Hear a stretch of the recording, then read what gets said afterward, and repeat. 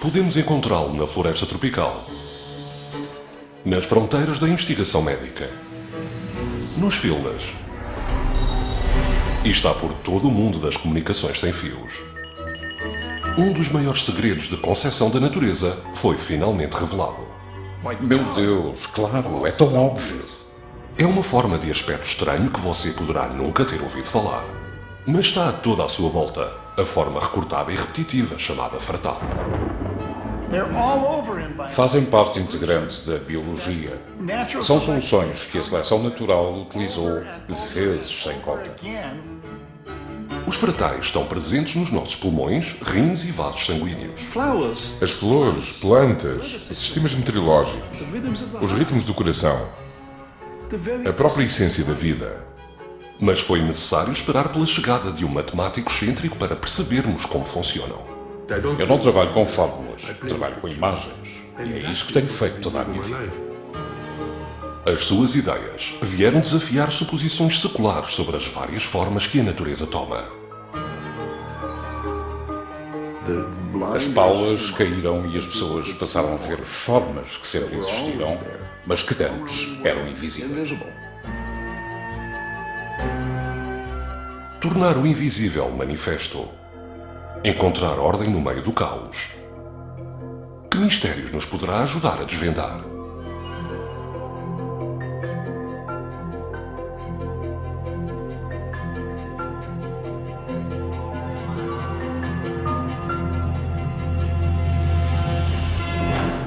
Dimensão oculta.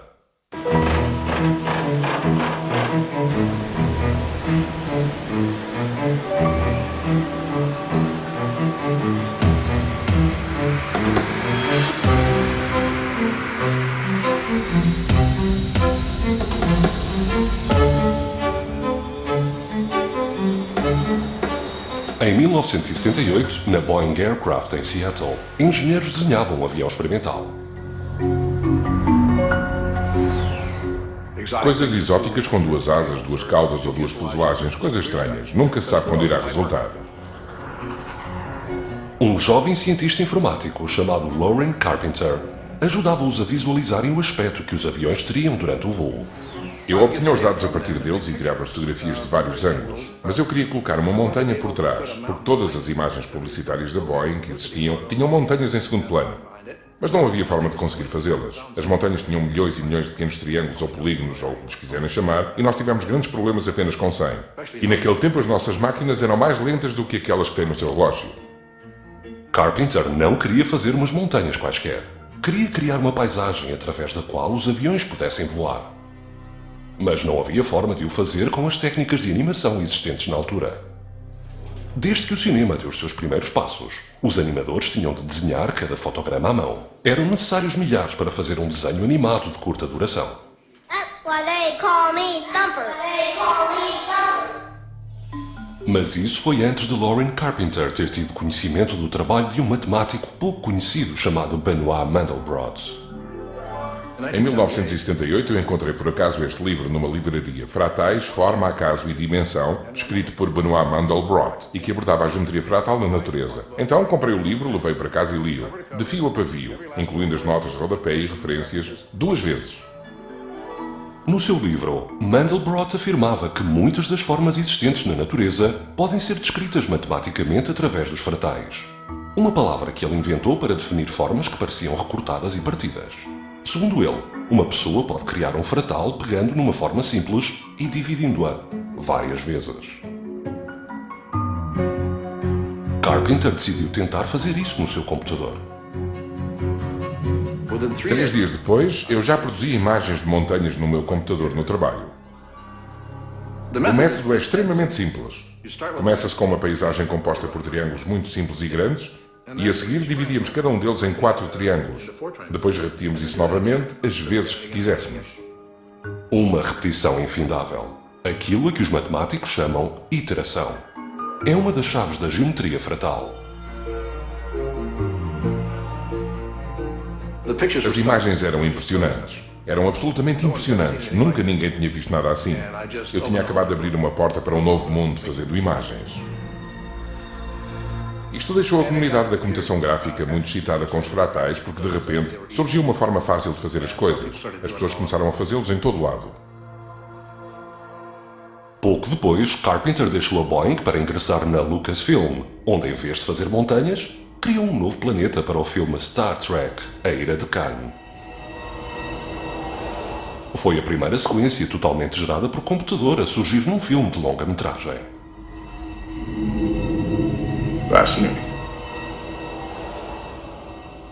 Algo tornado possível pela nova matemática da geometria fratal. Benoit Mandelbrot, cujo trabalho havia inspirado tal inovação, era alguém que se orgulhava por se manter à margem da comunidade científica. Eu consigo ver coisas que ninguém sequer suspeita, até eu apontar para elas. Claro, claro, mas não as tinham visto antes. Podemos vê-los nas nuvens, nas montanhas e até mesmo no interior do corpo humano. A chave para a geometria fratal e aquilo que iludiu toda a gente, até Mandelbrot ter dito, é esta a forma de olhar para as coisas. É que se olharmos à superfície, vemos complexidade e não parece existir qualquer matemática. O que Mandelbrot disse foi para não pensarmos naquilo que vemos, mas sim naquilo que foi necessário para produzir o que vemos. É necessária uma repetição interminável. E é isso que origina uma das características que define um fratal. Aquilo que os matemáticos apelidam de autossimilaridade. A ideia principal é sempre que aumentamos ou reduzimos um objeto. Ele parece ser o mesmo. Se olharmos para alguma coisa a esta escala, e a seguir pegarmos num pequeno pedaço dela e aumentarmos, ela fica praticamente com o mesmo aspecto. O todo do fratal parece com uma parte dele, que por sua vez se parece tal e qual com a parte mais pequena seguinte. A similaridade do padrão continua a repetir-se. Um dos exemplos mais conhecidos é a autossimilaridade de uma árvore. Se olharmos para cada um dos nódulos, os nódulos dos ramos desta árvore, aquilo que veremos é que o padrão de ramificação é muito semelhante em toda a árvore. À medida que avançamos da base até ao topo, veremos que existem ramos principais que se ramificam em ramos mais pequenos. Se considerarmos este ramo e este nódulo, e depois avançarmos para o ramo e nódulo seguinte, iremos novamente verificar que a ramificação é semelhante. Este padrão repete-se em toda a árvore, até às extremidades onde se encontram as folhas. Podemos ver autossimilaridade em tudo o que nos rodeia, desde o tal de um brócolo, à superfície da Lua, até às artérias que transportam o sangue através dos nossos corpos. Mas o fascínio de Mandelbrot por estas formas de aspecto irregular colocaram-no em desacordo com séculos de tradição matemática. Em toda a ciência, em toda a matemática, a uniformidade era tudo. Aquilo que eu fiz foi expor a irregularidade à investigação.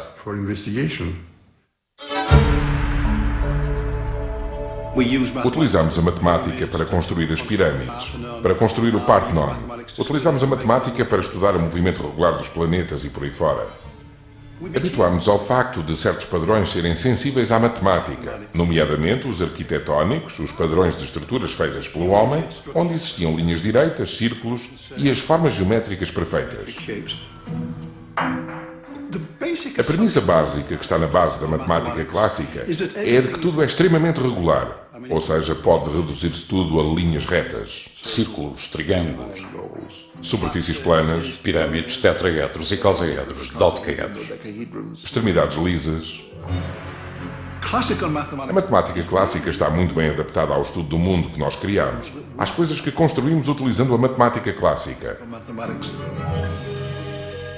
Os padrões na natureza, as coisas que já existiam antes de termos aparecido no planeta, as árvores, plantas, nuvens, sistemas climáticos, estavam todos excluídos da matemática.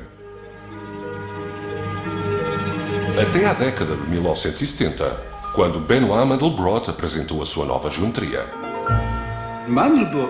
Mandelbrot chegou e disse: pessoal, tudo o que precisam de fazer é olhar para estes padrões da natureza da forma correta e aí já podem aplicar a matemática. Existe uma ordem por detrás do caos aparente. Podem escrever fórmulas que descrevem as nuvens, as flores e as plantas.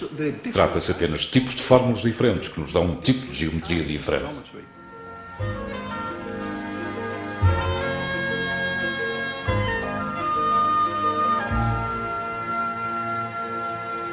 A grande questão está em saber por que motivo foi preciso esperar pelos anos 70 para que alguém escrevesse um livro chamado A Geometria Fratal da Natureza. Se eles estão a toda a nossa volta, por que não os víamos antes? A resposta parece ser, bem, as pessoas já os viam. Reconheciam claramente esta característica repetitiva na natureza. Pessoas como o grande artista japonês do século XIX, Katsushika Hokusai. Se olharmos com atenção, veremos a sombra de uma nuvem sobre o Monte Fuji. A nuvem é formada por linhas onduladas, umas em cima das outras. A grande onda de Hokusai tem no seu cimo ondas mais pequenas. Depois do meu livro ter mencionado que a onda Kanagawa era um fractal, recebi inúmeros contactos de pessoas que diziam perceber finalmente Hokusai. Hokusai desenhava fractais. Todos pensam que os matemáticos são muito diferentes dos artistas. Eu aprendi que a arte está na realidade muito próxima da matemática e que apenas usam uma linguagem diferente.